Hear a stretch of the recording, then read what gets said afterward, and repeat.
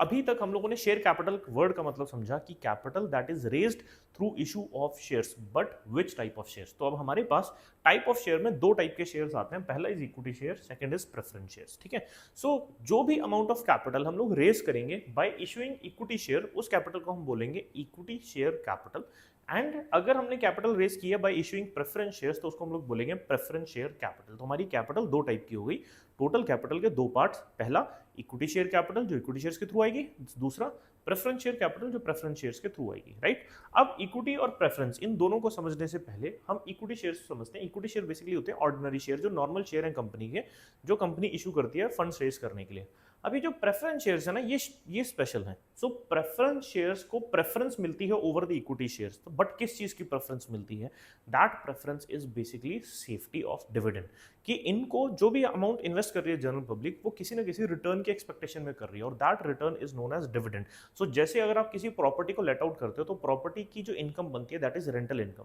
आप एफडी कराते हो तो एफडी के ऊपर आपको इंटरेस्ट इनकम आती है, तो ऐसे ही शेयर्स के ऊपर जो इनकम होती है उसको हम डिविडेंड इनकम बोलते हैं। ठीक है, सो जैसे लेबर काम करती है उनको वेजेस मिलती है, इसी सेम तरीके से हर एक फैक्टर की एक इनकम है, आपने इकोनॉमिक्स में पढ़ा हुआ है। ठीक है, सो इक्विटी शेयर्स के ऊपर और प्रेफरेंस शेयर्स के ऊपर एक डिविडेंड राइट होता है, जिसमें कि प्रेफरेंस शेयर्स को प्रायोरिटी दी जाती है ओवर द डिविडेंड। तो ये ऐसी कुछ बेसिक प्रेफरेंसेस हैं जो प्रेफरेंस शेयर्स को मिलेगी ओवर इक्विटी शेयर्स, और इक्विटी शेयर्स को भी कुछ बेनिफिट्स मिलेंगे जो हम अब इन दोनों के डिफरेंस में समझने वाले हैं। ठीक है, सो मीनिंग के लिए सिर्फ इतना ध्यान रखना है कि that equity shares are basically ordinary share of the company. चलिए आइए, सो आते हैं सबसे पहले। So for example this is a company, मैं इसको एग्जांपल के थ्रू समझाऊंगा सो दैट इसको इंटरेक्टिव बनाया जा सके। So company is Skylight edu services limited, जिसमें कंपनी दो टाइप के शेयर इशू करती है, पहला is equity share and second is preference shares. ठीक है, एंड कंपनी के पास दो शेयर होल्डर आते हैं, पहले का नाम है मिस्टर अजय एंड सेकंड एक और पर्सन आता है, his name is mister Kumar, right. So mister Ajay जो है वो कंपनी के इक्विटी शेयर्स में इन्वेस्ट करता है, और मिस्टर कुमार जो है वो कंपनी के प्रेफरेंस शेयर्स में इन्वेस्ट करता है। तो क्या बेनिफिट मिस्टर अजय को मिलने वाले हैं और क्या बेनिफिट हमारे preference share holder mister Kumar को मिलने वाले हैं, वो समझते हैं। तो सबसे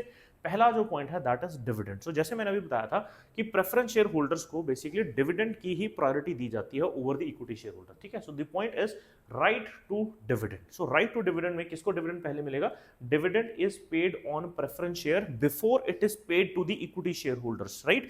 सो प्रेफरेंस शेयर्स को क्या देंगे? पहले हम प्रेफरेंस, जो भी हमारे पास अमाउंट ऑफ प्रॉफिट बचेगा after paying tax of the company, उस प्रॉफिट में से पहले हम लोग किसको देंगे डिविडेंड? पहले प्रेफरेंस शेयर होल्डर। तो ये लिखा है before it is paid on equity share. अब इसके बाद अगर हमारे पास सरप्लस बचता है, कंपनी का सरप्लस बचता है, तो in that case amount of dividend is paid to the equity share holder after the payment made to the preference share holders, right. So ये था पहला पॉइंट, राइट टू डिविडेंड।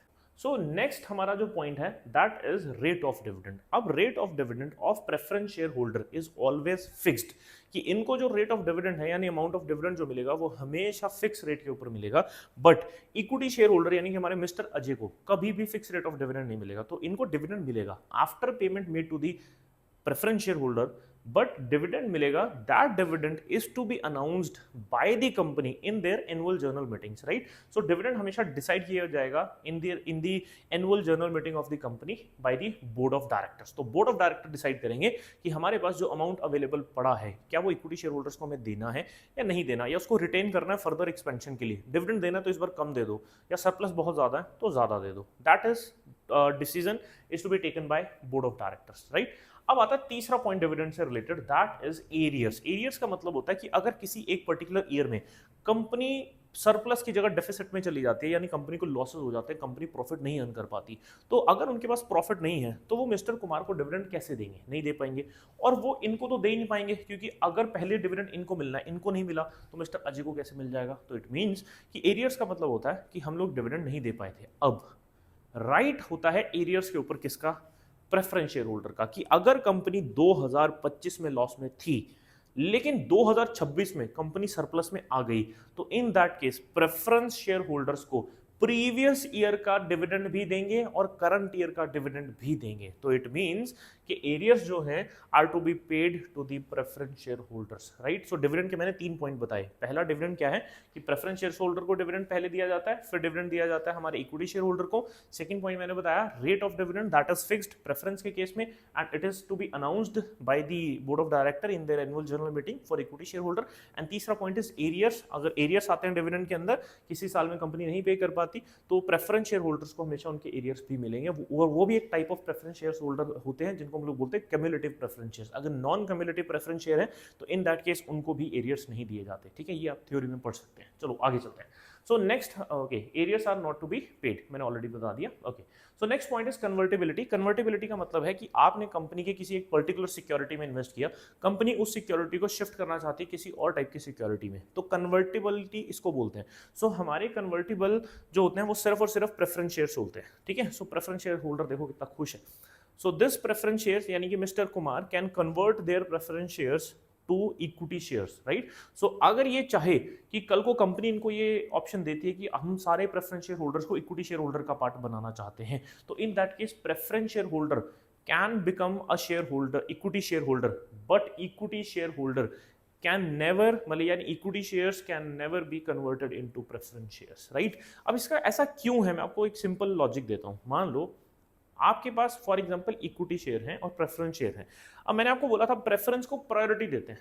अगर आपके पास मान लो ये है नंबर 1, ये है नंबर 2, नंबर 1 को जो प्रायोरिटी मिल रही है वो ओवर द नंबर 2 मिल रही है।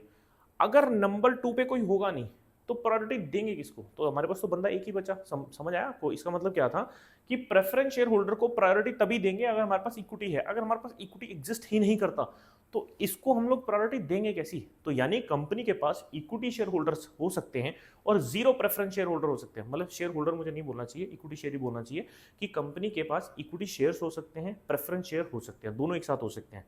कंपनी के पास जीरो प्रेफरेंस शेयर हो सकते हैं और सारे इक्विटी शेयर हो सकते हैं, लेकिन कंपनी के पास जीरो इक्विटी एंड सारे प्रेफरेंस कभी नहीं हो सकते, ठीक है। सो आई होप कि आप कंफ्यूज ना हुए हो, मैंने ज़्यादा डीप ले लिया इस पॉइंट को। चलो, सो कन्वर्टिबिलिटी के बाद नेक्स्ट पॉइंट इज रिडम्पशन और रीपेमेंट। अब रिडम्पशन और रीपेमेंट का मतलब बेसिकली क्या होता है कि जो भी हमारे प्रेफरेंस शेयर होल्डर्स होते हैं इनको हम लोग रिडीम कर सकते हैं। रिडीम का मतलब इनके पैसे हम लोग इनको वापस कर सकते हैं। इसका मतलब है कि प्रेफरेंस शेयर दो होते हैं, एक होते हैं रिडीमेबल, एक होते हैं इररिडीमेबल। रिडीमेबल मतलब जिनके पैसे कुछ एक फिक्स्ड टाइम पीरियड के बाद वापस कर दिए जाएंगे, यानी वो कंपनी के शेयर कैपिटल का पार्ट नहीं रहेंगे, राइट। इसका एग्जांपल लेते हैं, जैसे फॉर एग्जांपल 20 ईयर्स, तो 20 साल के बाद हम आपके पैसे वापस कर देंगे। दूसरे इज इररिडीमेबल। इररिडीमेबल का मतलब होता है कि इनके पैसे कभी भी वापस नहीं किए जाएंगे जब तक कि कंपनी वाइंड अप नहीं हो जाती तब तक, ठीक है। अब इक्विटी शेयर होल्डर के केस में भी एक पॉइंट आता है कि कंपनी कभी कभी अपनी एक पावर को एक्सरसाइज कर सकती है as per the section 68 of the companies act, जिसमें कंपनीज अपने शेयर्स को बाय बैक कर सकती है, इक्विटी शेयर्स को भी बाय बैक कर सकती है। अब अगर कंपनी को लग रहा है कि हमारे शेयर्स पब्लिक में ज्यादा हैं, हमें इतने पैसे की रिक्वायरमेंट नहीं है, तो हम पब्लिक से अपने ही शेयर्स को वापस खरीद सकते हैं, यानी उनके पैसे उनको वापस कर सकते हैं। तो इसको बोलते हैं बाय बैक ऑफ शेयर्स। तो प्रेफरेंस शेयर्स के केस में प्रेफरेंस शेयर्स रिडीमेबल हो सकते हैं, इररिडीमेबल भी हो सकते हैं, ठीक है। यहाँ पे सिर्फ रिडीमेबल की बात हो रही है।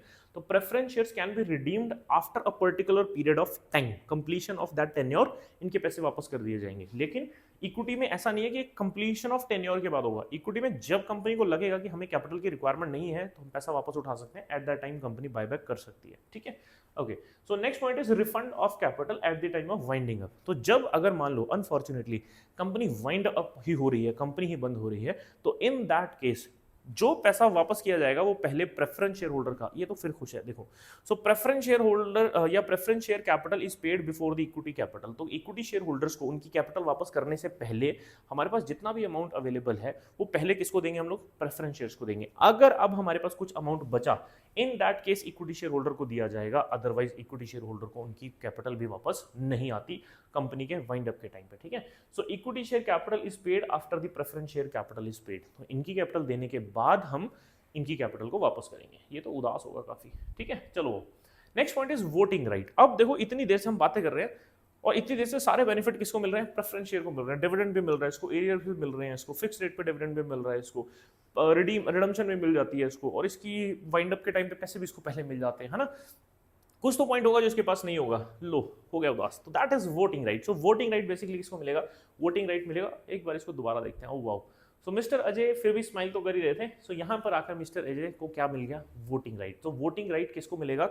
इक्विटी शेयर होल्डर को। लेकिन प्रेफरेंस शेयर होल्डर्स को वोटिंग राइट मिलता है in case of special circumstances. Example कि अगर एक ऐसी सिचुएशन बन जाती है जिस केस में कंपनी डिविडेंड ही नहीं दे पा रही, प्रेफरेंस शेयर होल्डर को डिविडेंड नहीं दे पा रही मान लो इस साल में, तो in that case preference share holders के पास वोटिंग राइट आ सकता है, right. So otherwise they do not have any other type of voting rights, उनको और कोई वोटिंग राइट नहीं मिलता कंपनी के अंदर, लेकिन equity share holders have their voting right, right. चलो next point is participation in management, obviously. So equity share holders को पार्टिसिपेशन करने का मौका मिलता है मैनेजमेंट में, लेकिन कभी भी प्रेफरेंस शेयर होल्डर्स को नहीं। सो कंपनी की जितनी भी एनुअल जर्नल मीटिंग्स होती हैं, उन सारी जर्नल मीटिंग्स के अंदर कोई भी अगर ओपिनियंस अगर कंपनी को लेने हैं तो इन दैट केस वो हमेशा अपने इक्विटी शेयर होल्डर से लेंगे, कभी भी प्रेफरेंस शेयर होल्डर से ऐसा कोई भी पार्टिसिपेशन अलाउ नहीं की जाएगी, right. So equity share holders have right to participate in the management and preference shareholders do not have the right to participate in the management of the company. So ये कुछ basic differences हैं, and with this video is complete or this topic is complete. So I hope कि difference between equity share capital and difference between equity shares and preference share आपको clear हो गया हो। So अब हम लोग मिलते हैं next topic के साथ।